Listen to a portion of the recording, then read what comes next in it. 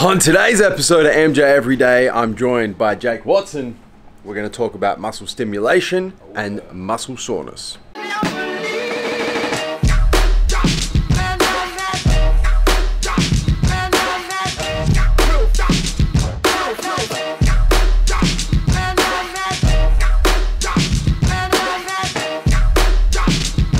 Jake, welcome back, my man. Morning. Back for another edition of MJ Everyday. My man, I get hit up a lot about this relationship between how sore you get after a workout in terms of delayed onset muscle soreness, not in terms of injury pain, in terms of DOMS, and the amount of muscle you're stimulating. Now, I've got my own personal thoughts on this that I'm going to drop, but I want to hear yours first. What are your thoughts on the relationship between delayed onset muscle soreness, muscle stimulation? Yep, awesome. So like over my years like doing personal training and working with massage, this is something I've encountered a lot as well, especially among newer trainees, like people like really new to weightlifting, because that's usually when the prevalence of getting DOMS or soreness in your muscles is probably going to be at its strongest. You know, someone's walked into the gym, they've never done a day of exercise in their life, you put them through anything, they're going to wake up sore as hell, and then they notice. And you feel that when you take time off as well.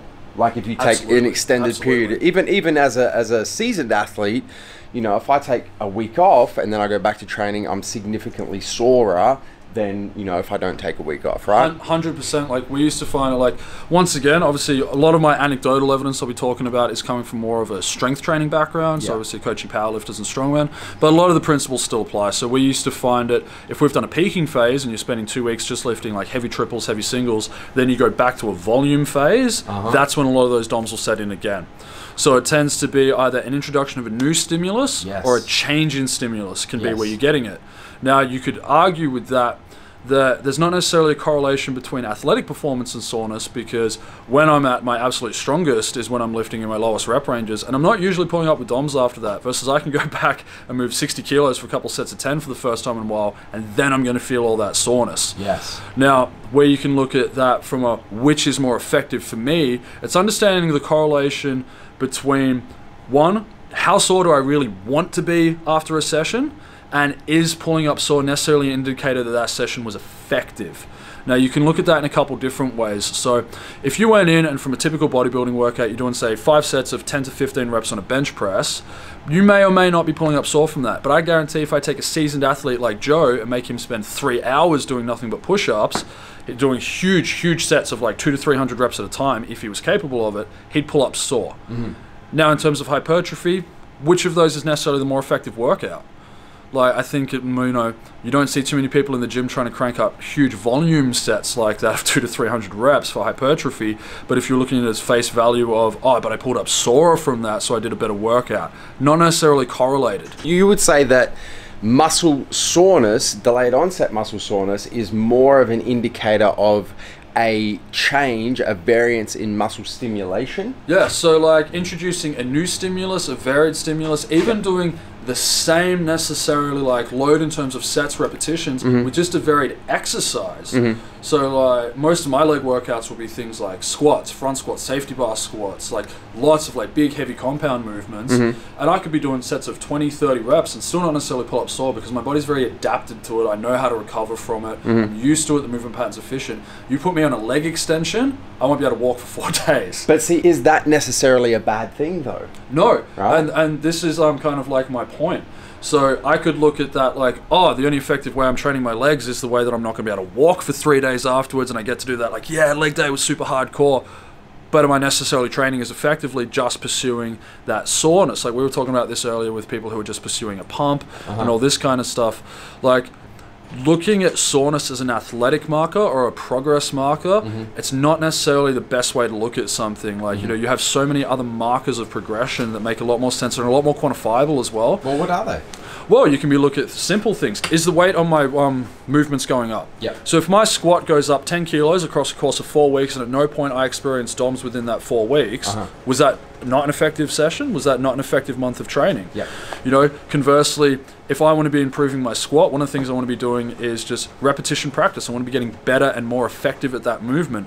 Now, if I'm chasing as much pain the next day, as much DOMS the next day, and having to space my sessions further and further and further apart because it's taking me longer and longer to recover, am I going to train as effectively when, like, ideally I'd like to be back in the gym within 48, 72 hours to get another tech session in? You know, if you're looking at, not everything has to be looked at from a bodybuilding perspective. So you're looking at an Olympic weightlifter, for example. Your legs are getting used in almost all of your movements, cleans, snatches, your pulling variants, all of those kinds of things. Do you really want to be spending 2 to 3 days having to recover on your legs between sessions, or do you want to be able to effectively use your legs every workout? And that's when, again, you're going to look at things like, did my movement efficiency increase? Did my mobility increase? Did the weight on the bar increase? They're all performance markers completely unrelated to how sore I pulled up from that session. Absolutely. So I guess kind of what you're getting at is you're saying that delayed onset muscle soreness is more of an indicator, more of a marker of a change in muscle stimulation, but there are better markers such as weights moved, the amount of weight moved, number of reps done with a given weight, different markers that are better suited to measuring progressive overload and therefore muscle stimulation and effectively progress, rather than delayed onset muscle soreness. Yeah, and I think it kind of like bears mentioning as well that you've got to remember that when you're looking at your performance markers, looking at everything is quite task specific. So my performance markers are going to be different to Joe's performance markers. Joe's performance markers are going to be vastly different to an athlete like Usain Bolt's performance markers. Like we can all be training our legs, even using similar exercises, but we're all using them for the different purposes. We want different outcomes. I honestly am not that stressed about my legs getting bigger so long as my squat's going up. Joe could be just as happy squatting 60 kilos and punching out a set of 32-inch quads. Likewise, Usain Bolt just cares about how fast he's going to be on that track. So any three of us using the same universal performance marker, it's really negligent towards our own progress because it's not necessarily going to be indicative of the same thing across 3 different athletes. Just okay, so let's zoom out here, because like my big thing is, I'm like, if you're not getting some kind of soreness from your workout, you're probably not working hard enough. So let's not talk about like acute delayed onset muscle soreness that we've kind of addressed. Let's say like if you train legs and like the next day or 2 days later your legs aren't like kind of sore, I mean, have you trained hard enough or have you not trained hard enough? Personally, across like a standardized peaking cycle, I can say that I've put like pretty decent weight across my squat. Like, you know, I've got a reasonable squat, I like to think. I don't get leg DOMs. Boom. I very rarely get leg DOMs. There it is. But in my opinion, and this is like completely anecdotal, it's all about stimulus adaptation. Your workouts would be far more varied than mine. I tend to stick to very consistent movement patterns that I know back to front. And then you've got to look at it as well though, we're looking at that performance marker of like, oh, I squatted 220 and then I squatted 230. You can move more weight without necessarily getting stronger. You can get more efficient. You can learn to use stretch reflexes better. You can improve small stabilizing muscles. So again, we're looking at different athletes, different outcomes. I can put a lot of weight onto somebody's squat purely by increasing their upper back strength so they're more stable under the bar. Versus if I just wanted to destroy my quads, then we might be finding that we're getting a lot more DOMs, because once again, big squat, don't necessarily have big legs. Wow, there's so many things going on. My brain is like, honestly, I came into this video thinking that I was going to have my point of view, you were going to have yours, and we were going to kind of be the same.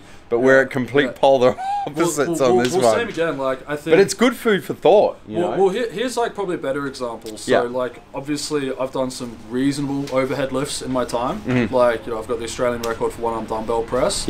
I'll train shoulders during a strongman peak cycle 3 to 4 times a week. And I honestly don't think I've ever had shoulder DOMs in my life. There you go. Like, and yet my overhead has consistently improved over the years, and it's probably one of my strongest lifts. And I think some of that, like, you know, there could be a level of subjectivity to the individual as well. Like, I'm lucky that I have good shoulder recovery. And while I don't necessarily have big shoulders, because the volume never seems to help the bastards grow, it's definitely high volume training is where I know that I get the most strength gains out of it. Yet there's not necessarily a DOMS correlation between it. So again, I have to like look at effective performance markers to see if I'm really getting anything out of it. There you go. And then, but from a bodybuilding perspective, like, you know, which would you rather? Would you rather be pulling up crippled for 3 days and maybe growing? Or would you rather never be getting sore and maybe growing? Absolutely. Like, you know, you got to look at, there's a lot of variables to consider, man, and effectiveness as an athlete. There is. So I think you've convinced me, actually. I think there's a little and I think you've probably convinced the viewers as well. I'd actually be really keen to see what other people say about this, anecdotally speaking as well. Well, actually, there you go. Let us know in the comments down below what you guys think. Is there a correlation between muscle stimulation, progress, and delayed onset muscle soreness, or is there no correlation and it's more just related to a change in muscle stimulus, which isn't always correlated with progress or muscle stimulation? No, it's not. And it seems to be that just changing some shit up, like, you know, I've gone through deadlift cycles where I haven't been doing a movement like good mornings. And like, you know, like leading up to Arnold's a couple of years ago, I was working triples at around 250 kilos on my deads pretty consistently and never had hamstring DOMs. And then I got back into my first week of volume training and I think I did 5x10 with 30 kilo good mornings. And I couldn't bend over the next day. So, and I didn't get DOMs that whole and my deadlift went up astronomically.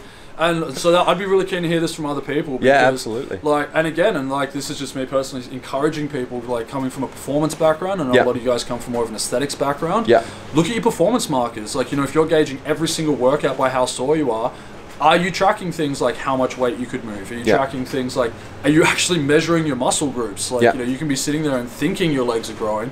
Are you measuring them? Like, you know, is all this pain actually growing? Is all this pain you're putting yourself through actually correlating the progress? I think is probably one of the big things people need to be asking themselves. And I think really at the end of the day, and this is kind of where we're in agreement, is no matter what your health and fitness goal is, whether it's aesthetic, performance, athletic, whatever it is, there are better performance markers than delayed onset muscle soreness for measuring progress. Absolutely. You got to look at something that's quantifiable, so you can actually measure. So, and that's where you're like, you know, you can physically measure a muscle. You know, you can get a tape measure out. You can physically measure weight on a bar. You can physically measure sets and reps. When you're looking at something a little bit more intangible and a little bit more personally subjective, such as DOMs, which can vary, as we've discussed. It's hard to quantify. You can't quantify it. So using that as a standalone performance marker on how effective your session was, not necessarily the best way to go, because then you can't accurately measure your progress, and especially for more seasoned athletes, where, like, you know, those DOMs might be fewer and further between as you get more used to training or as you're more adapted to volume. You know, that's when you're really going to want to be really finding good quantifiable performance markers on if you're actually progressing and making the time in your gym worthwhile. There you go. Thank you, Jake. Yeah, appreciate the insights. And guys, that's a wrap for today's episode of MJ Everyday. As always, don't forget to hit the subscribe button. Subscribe to our YouTube channel. Don't forget to turn your post notifications on, both on your mobile, your cell phone, and your desktop PC, so you don't miss a beat when it comes to the Massive Joes YouTube channel. Until tomorrow, I'm coming to you from MassiveJoes.com. Stay massive. Thank you for tuning in to this video. We hope you enjoyed watching. Don't forget to check out our latest upload and our recommended video, and be sure to subscribe to the Massive Joes YouTube channel to stay up to date with all of our latest uploads.